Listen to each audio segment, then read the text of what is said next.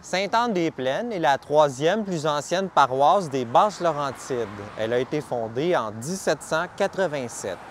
Sainte-Anne porte bien son nom. Nous sommes effectivement dans les plaines, celle de la vallée du Saint-Laurent. C'est une ville au visage agricole bien défini qui cercle un noyau urbain au cachet patrimonial impressionnant. Il n'y a qu'à regarder la majestueuse église pour en être convaincu. Bienvenue à toutes et à tous. Mon nom est Philippe Aubry, je suis historien, camionneur et l'auteur du projet Histoire d'un Nord.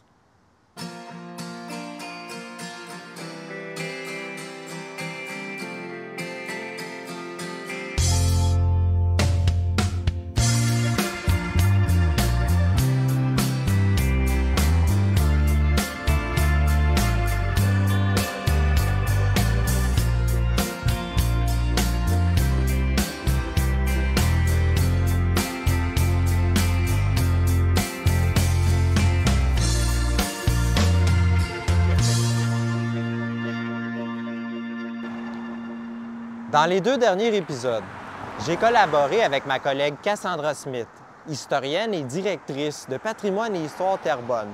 Nous vous avons présenté Terrebonne, le berceau des Laurentides, de laquelle est née justement Sainte-Anne-des-Plaines. Je vous présente son histoire dans l'épisode d'aujourd'hui.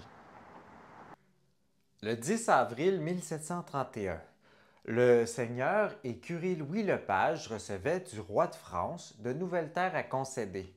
L'augmentation des plaines, qui doublait par le fait même la superficie de la seigneurie de Terrebonne. Cette augmentation donne aujourd'hui sur la région des Laurentides, alors que la partie originale de la seigneurie se trouve dans la région administrative de Lanaudière. Il faut quelques années avant que des censitaires s'installent dans cette portion du domaine seigneurial de Terrebonne. Les terres se colonisent le long de la rivière Mascouche et il se forme un rang entre les habitations qui prend le nom de rang Mascouche. C'est aujourd'hui le chemin Comtois à Terrebonne et le rang Lepage à Sainte-Anne-des-Plaines. On colonise ensuite plus loin dans les terres. On ouvre un rang longeant le ruisseau Lacorne. Ce mouvement de colonisation suit l'actuel chemin Martin et la 5e avenue. En 1772, des concessions sont faites dans la partie actuelle du centre-ville de Sainte-Anne-des-Plaines. Ces colons commencent à se trouver très éloignés de l'église qui se situe dans le vieux Terrebonne alors. La paroisse est un élément clé de la vie sociale à cette époque. Pour vous donner une idée de la distance, si aujourd'hui il faut 30 minutes en automobile pour franchir les 18 km entre les deux villes, en 1772, si on se déplace sur la terre, ce sont des piètres sentiers qui nous y mènent en plus d'une journée. Vous souhaitez prendre votre canot et naviguer sur le ruisseau Lacorne et la rivière Mascouche? Grave erreur, car il faut prendre un long détour par la seigneurie de Lachenay, ce qui allonge considérablement le temps de trajet. Que faire? Fonder une nouvelle paroisse. Les habitants de ce secteur de la seigneurie se rencontrent en assemblée en 1786 afin de demander à l'évêque de Québec, Monseigneur Hubert, de former une nouvelle paroisse, ce qui est fait en 1787. Le seigneur de Terrebonne d'alors, Jacob Jordan, offre un terrain pour la chapelle.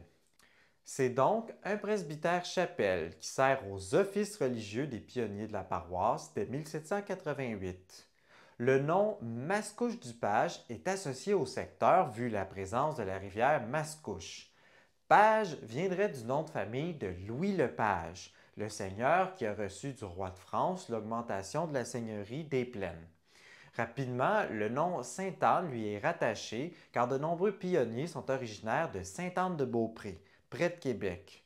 Le premier curé de la paroisse, René Coiteux, désigne donc la nouvelle paroisse Sainte-Anne de Mascouche en 1788.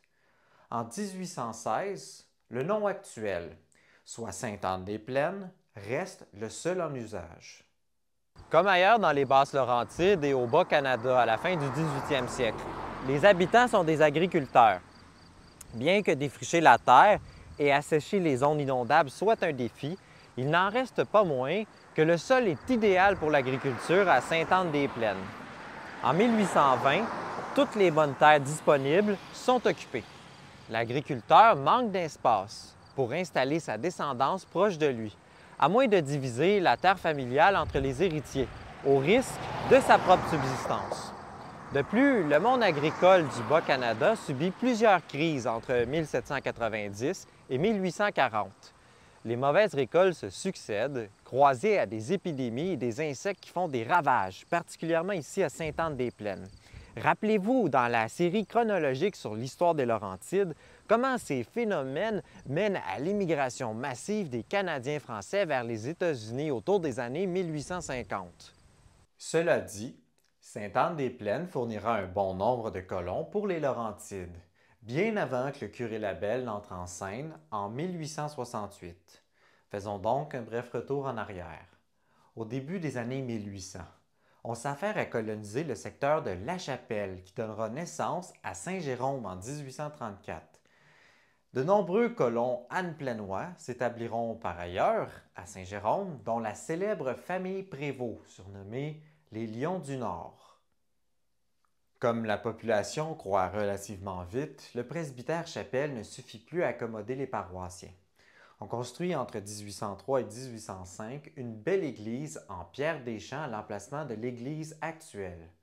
Vu le peu de moyens de la paroisse, on réutilise le mobilier de l'ancienne chapelle et la pierre provient des champs des agriculteurs. On appelle ce revêtement du moellon car la pierre n'est pas taillée pour en faire des blocs. Un seul poêle chauffe l'ensemble de l'édifice, ce qui la rend peu confortable en hiver. Un incendie survient en 1843, ne laissant que les murs intacts. Le seigneur Joseph Masson offre de l'argent aux paroissiens pour rebâtir l'église et fournit également une cloche qui sera baptisée Joseph-Sophie en l'honneur du couple seigneurial de Terrebonne.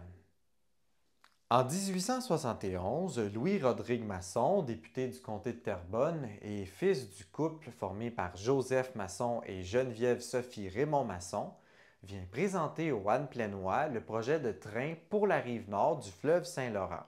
Le député Masson convainc les électeurs que si la corporation de leur ville leur donne de l'argent pour la construction de la voie ferrée, le trajet passerait par leur ville. La municipalité allonge près de 25 000 entre 1872 et 1876, un montant considérable à l'époque. La ville voisine de Saint-Lin allonge également 30 000 Plusieurs municipalités rivalisent pour voir la voie ferrée passer par chez elles. À ce même moment, je vous ai déjà expliqué que le curé Antoine Labelle cherche à convaincre les autorités gouvernementales du bien fondé de la construction d'un vaste réseau de chemins de fer pour développer le Québec, à l'image de ce qui se fait aux États-Unis. C'est ainsi que le Québec, Montréal, Ottawa et Occidental est inauguré entre Montréal et Saint-Jérôme en 1876. Il s'agit du train du Nord tant souhaité par Labelle. À partir de cette ligne principale, il y a un embranchement en direction de Saint-Lin, passant par Sainte-Anne-des-Plaines, qui est inauguré en 1877. Ville depuis 1855, Sainte-Anne-des-Plaines voit 3 arrêts sur son territoire, la station Lepage, la station Sainte-Anne et la station La Plaine. Le train est une véritable révolution car les déplacements ont toujours été compliqués, mais surtout très longs sur la Terre. En prenant le train, on ne met que 2 heures entre Saint-Lin et Hochelaga à Montréal. En 1895, il était question de prolonger la voie ferrée au-delà de Saint-Lin-Laurentide. Joliette, une ville très développée à la fin du 19e siècle, fait une destination idéale. Une autre proposition est de rejoindre Saint-Donat via Saint-Esprit, Sainte-Julienne et Radune. Nous sommes en 1901. Toutefois, dans les deux cas, le Canadien Pacifique, propriétaire du chemin de fer depuis 1885, souhaite que la construction du prolongement soit payée par des fonds publics. Les municipalités concernées ne souhaitent pas s'endetter et passent donc à côté du train, comme on dit. Qui sait ce qu'une voie ferrée aurait amené à la région? Voici maintenant les 3 arrêts que l'on trouvait sur la ligne de chemin de fer qui passait à Sainte-Anne-des-Plaines. L'arrêt Lepage se situe au coin de la montée Gagnon et du rang Lepage. Le nom fait référence à Louis Lepage, le curé et seigneur de Terrebonne entre 1720 et 1744. Cet arrêt possède une voie d'évitement pour stationner des wagons qui servent au transport des produits de ferme des alentours.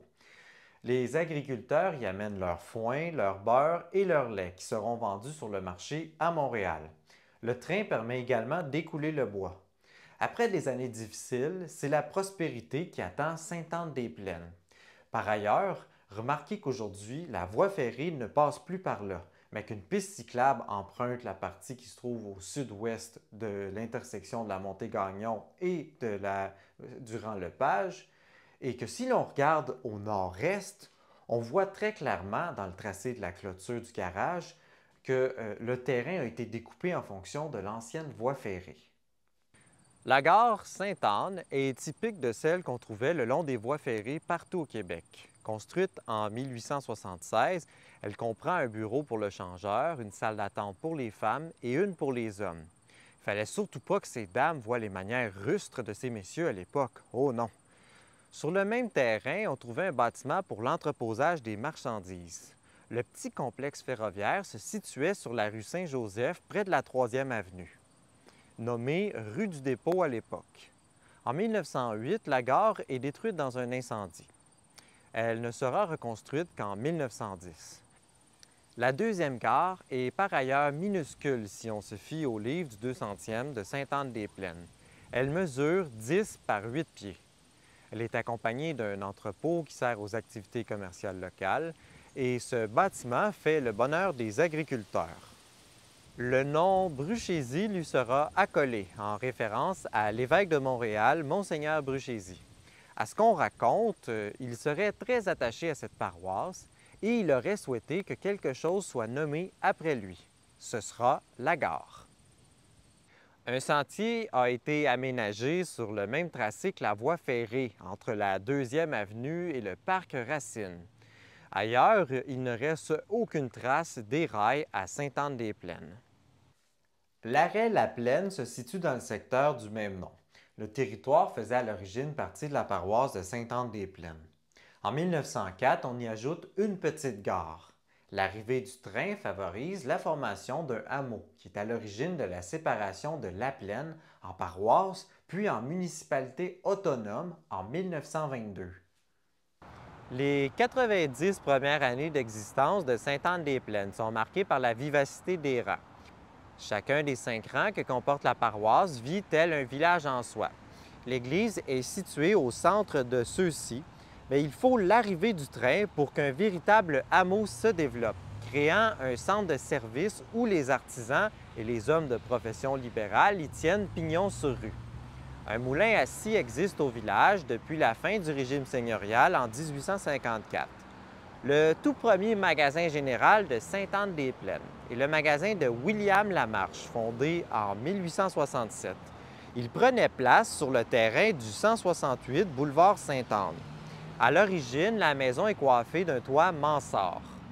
En 1900, Benjamin Limoges, qui a épousé la fille de M. Lamarche, reprend le magasin. Dans les années 1940, Lucien Limoges, donc le fils de Benjamin, rénove entièrement la maison et convertit le magasin général en épicerie. Ses enfants et ses petits-enfants reprendront les rênes de l'entreprise. L'endroit sera connu sous la bannière Accept entre les années 1940 et 1990.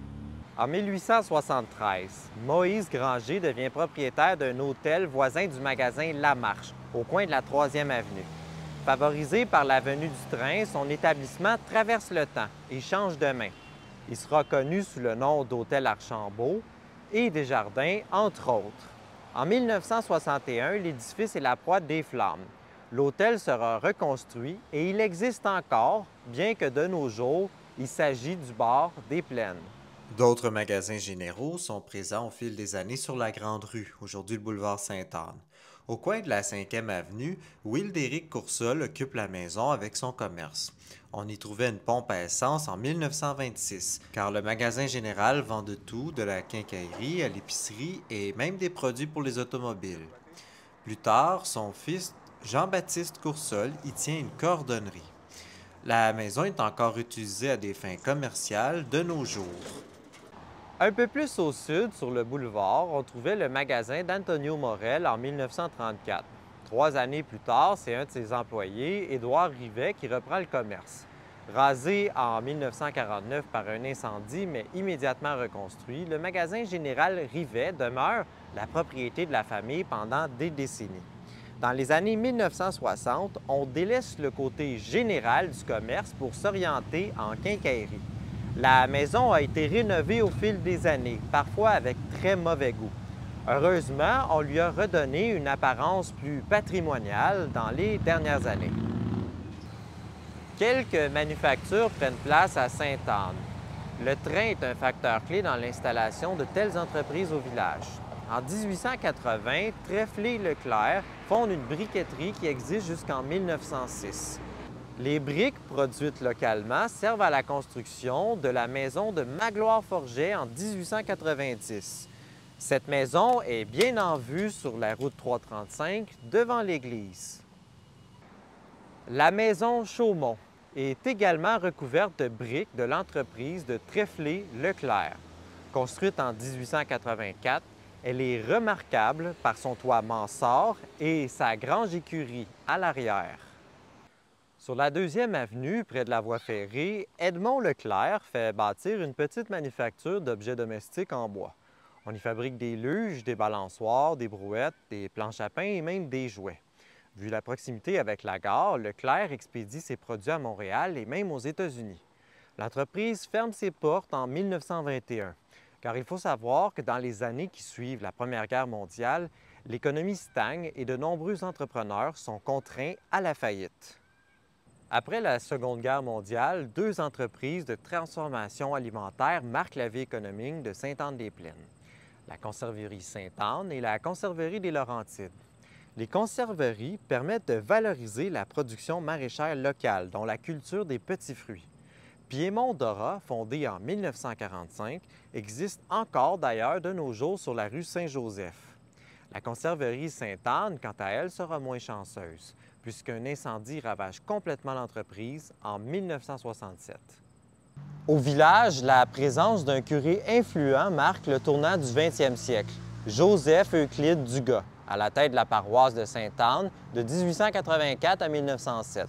Il fait construire le presbytère actuel en 1886 et 1887. Fait à noter, le précédent presbytère, qui date de 1855, a été restauré et intégré dans la nouvelle construction.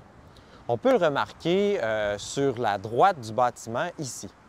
Cette magnifique demeure, donc le presbytère de 1886, a failli être rasée en 1946, alors que la structure montrait des signes de faiblesse et des lézardes. Par un miracle, les paroissiens acceptent de financer sa restauration plutôt que sa reconstruction à neuf, sauvegardant ainsi un édifice patrimonial inestimable. Entre 1899 et 1902, un vaste chantier prend forme au village. Le curé Dugas entreprend de donner une église grandiose à sa paroisse. Donc en 1899, on démolit la première église et l'on pose la première pierre de la nouvelle cathédrale. 2 ans et quelques mois suffisent à achever ce temple qui fait la renommée de Sainte-Anne-des-Plaines. Cette construction est remarquable. Une architecture Renaissance allemande, un clocher dont la croix atteint un sommet de 57 mètres et un intérieur grandiose avec une capacité de 2000 fidèles. La cloche offerte par les seigneurs maçons à la première église est d'ailleurs réemployée. Elle se trouve dans un des 3 clochers de la belle église. L'abbé Georges Dugas, qui est le vicaire, est également le frère du curé de la paroisse. M. Dugas souhaite profiter de la présence du train pour faire de la ville un lieu de pèlerinage. Pour les Montréalais, il sera ainsi plus rapide et économique de venir ici, à Sainte-Anne-des-Plaines, pour faire preuve de leur dévotion à la patronne du Québec, la bonne Sainte-Anne. Par ailleurs, fait à noter, Georges Dugas est historien et écrivain. J'ai en ma possession, par ailleurs, un livre que l'abbé Dugas a écrit sur les légendes du Nord-Ouest. Il est également directeur du séminaire de Sainte-Thérèse, que je vous ai déjà présenté dans une autre capsule. Tout juste à côté de l'église, je souhaite attirer votre attention sur l'hôtel de ville actuel de Sainte-Anne-des-Plaines. Cet édifice, construit en 1883, accueille les Sœurs de Sainte-Anne la même année pour se dévouer à l'enseignement des jeunes filles. En plus des élèves de la paroisse, il y a également des pensionnaires, dont certaines viennent même des États-Unis selon l'album du 200e de Sainte-Anne-des-Plaines. Le couvent profite d'améliorations au fil des décennies, puisqu'il est constamment rénové pour le garder le plus fonctionnel qu'il soit. En 1925, l'électricité remplace les lampes au pétrole pour l'éclairage. La bâtisse est branchée également au réseau d'aqueduc cette année-là. Le chauffage électrique fait son apparition en même temps que le réfrigérateur, en 1938. Dans les années 1940, d'autres électroménagers modernes font leur entrée, dont une véritable machine à laver. Les corvées sont désormais bien plus simples pour les bonnes sœurs. En 1977, les religieuses quittent la municipalité. La ville acquiert le couvent pour y installer ses bureaux municipaux. C'est une première car Sainte-Anne-des-Plaines n'a jamais eu de locaux permanents avant cette date. Revenons en arrière pour découvrir les autres établissements d'éducation. Je mentionne les écoles de rang au nombre de 5 pour la campagne environnante. En 1949, les écoles de rang sont encore utilisées. Elles seront vendues en 1959 puisque les élèves se rendent à la nouvelle école du village que je vous présenterai sous peu. Les deux écoles de rang du trait carré sont utilisées jusqu'en 1971. Ne les cherchez plus aujourd'hui sur le trait carré, ces écoles ont été démolies. Les autres écoles de rang de Sainte-Anne-des-Plaines existent encore car elles ont été converties en maisons privées depuis. Au village, il existe une école pour filles avant la construction du couvent. Elle est ouverte en 1875. Les garçons ont eux aussi leur école, qui sera remplacée par l'école Christ-Roi en 1909. Cet établissement est tenu par des religieux, les frères de Saint-Gabriel. Il se situait sur le terrain de la Caisse des Jardins actuelle, sur le boulevard Sainte-Anne. Elle accueille l'école Christ-Roi, 62 élèves en 1919. L'école sera agrandie d'une annexe en 1939. En 1959, elle sera vendue et la Caisse populaire des Jardins y érige ses locaux sur le même terrain. Il faut dire que le baby-boom crée une forte pression sur le système scolaire. Devant un tel constat, le surintendant de l'instruction publique recommande la construction d'une grande école au village, l'école Saint-François, qui est inaugurée en 1959. Ce sont encore les frères de Saint-Gabriel qui administrent et y enseignent. Un peu plus tard dans la capsule, je vais vous présenter les écoles actuelles de Sainte-Anne-des-Plaines. Si La Plaine fait partie depuis 2001 de la ville de Terrebonne, ce hameau est originalement un découpage du territoire de Sainte-Anne-des-Plaines. Avec l'arrivée en 1877 du train, un arrêt est ouvert à cet endroit, sur le rang La Plaine au croisement de la Grande Ligne, donc le croisement de la 335 et du boulevard Laurier derrière moi. Le hameau de La Plaine comprend une quinzaine de maisons, 2 magasins, une fabrique de beurre, une forge et un bureau de poste.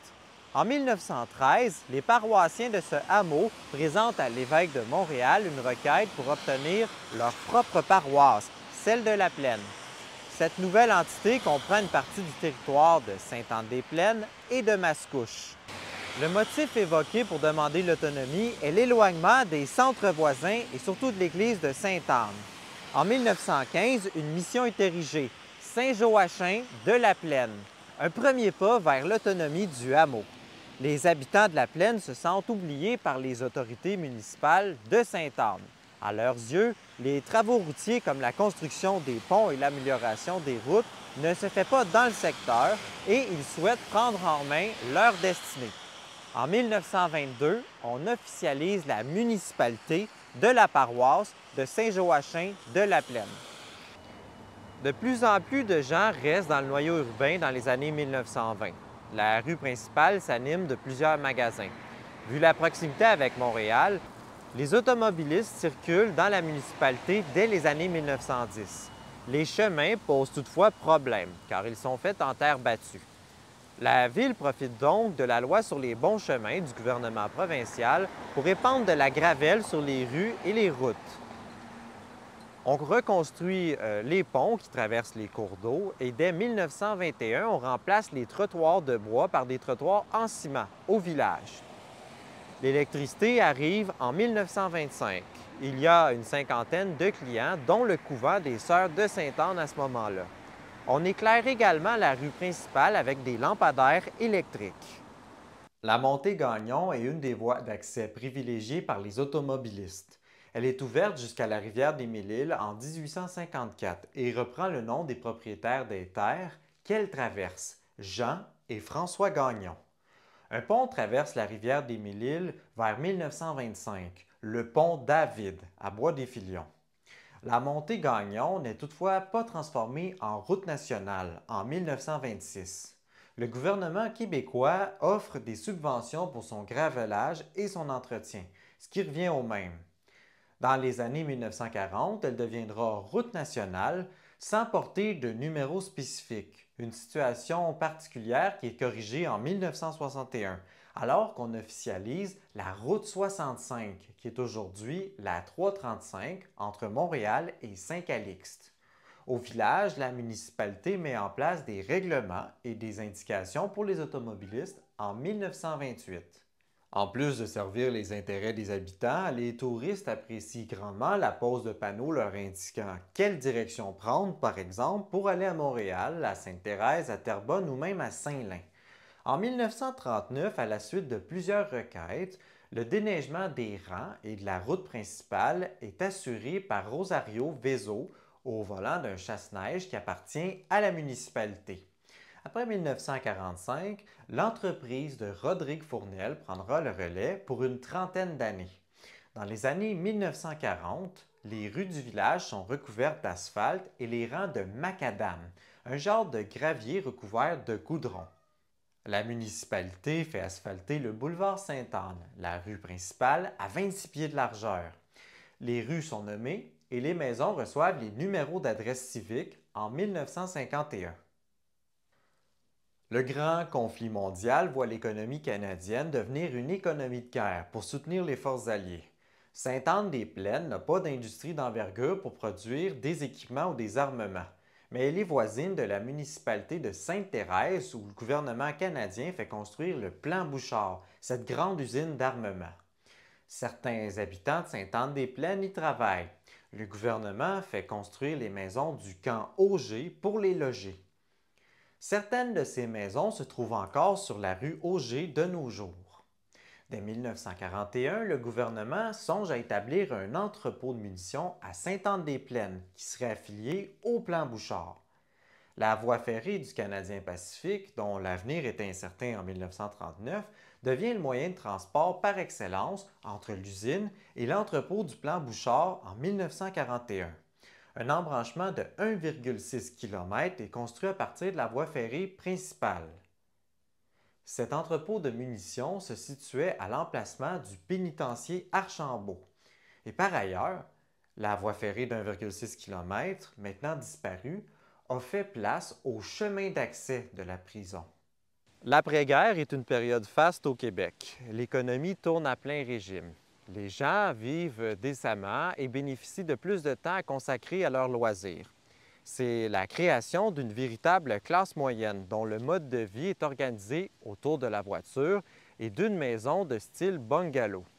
Pour les familles désireuses de sortir de Montréal, les Basses-Laurentides deviennent un lieu privilégié pour s'établir, car de nombreux développements résidentiels sont construits à proximité des grands axes routiers. À Sainte-Anne-des-Plaines, la population passe de 1950 habitants à 3 900 habitants entre 1951 et 1971.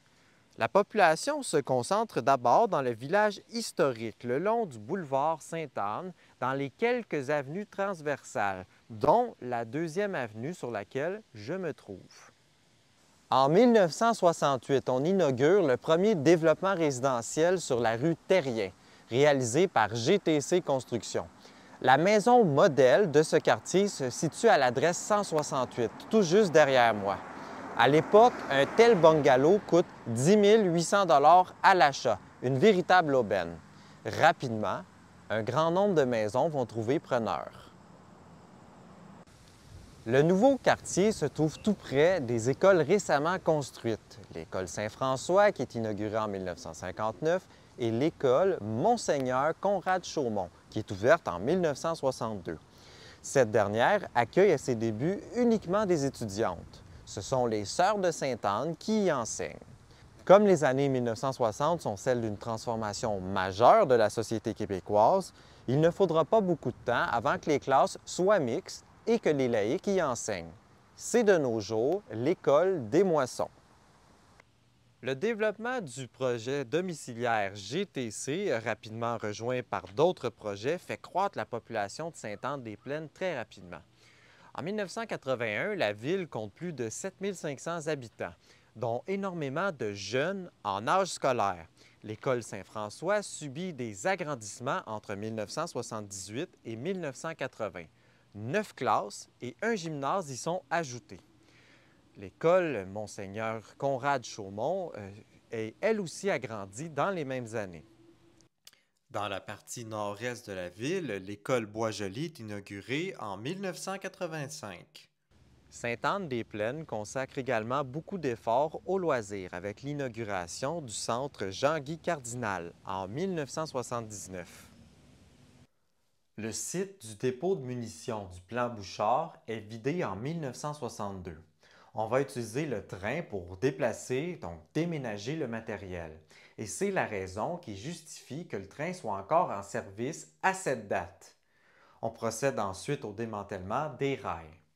Le terrain de l'ancien entrepôt demeure la propriété du gouvernement canadien, qui va y aménager la prison Archambault en 1969.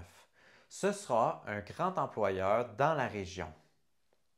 En 1952, il est grand temps que la ville se dote d'un véritable service incendie. On fait construire la première caserne près de l'église, sur la rue Terrien, en 1953.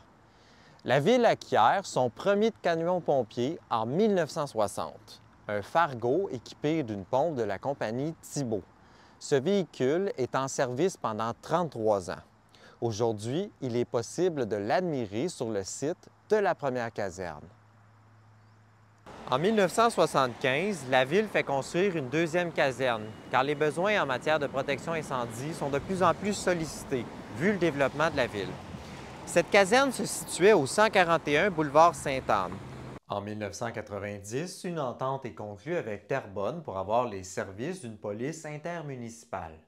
On établit le local actuel de la police en 1993 sur la 5e avenue. L'ambulance, elle, dessert Sainte-Anne-des-Plaines à partir de 1991. En 2014, on inaugure la troisième et dernière caserne de pompiers de la ville, celle que l'on connaît de nos jours sur la 5e avenue. Sainte-Anne-des-Plaines confirme son rôle de banlieue de Montréal durant les 35 dernières années. Le développement des secteurs résidentiels permet à la municipalité de connaître une bonne croissance de sa population qui atteint 15 000 habitants selon le recensement de 2021. Une école secondaire a été construite en 1995, l'école secondaire du Harfang. L'ancienne école Saint-François a été intégrée à la polyvalente. En 1997, on aménage une autre école primaire, l'école de l'Harmonie Jeunesse. L'église se voit restaurée pour retrouver son lustre d'antan.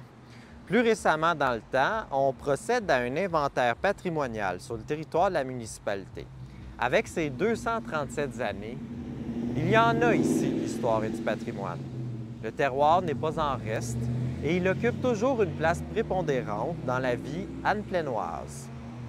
Voilà donc, chers amis, un bref portrait de l'histoire de Sainte-Anne-des-Plaines, au cœur des Basses-Laurentides.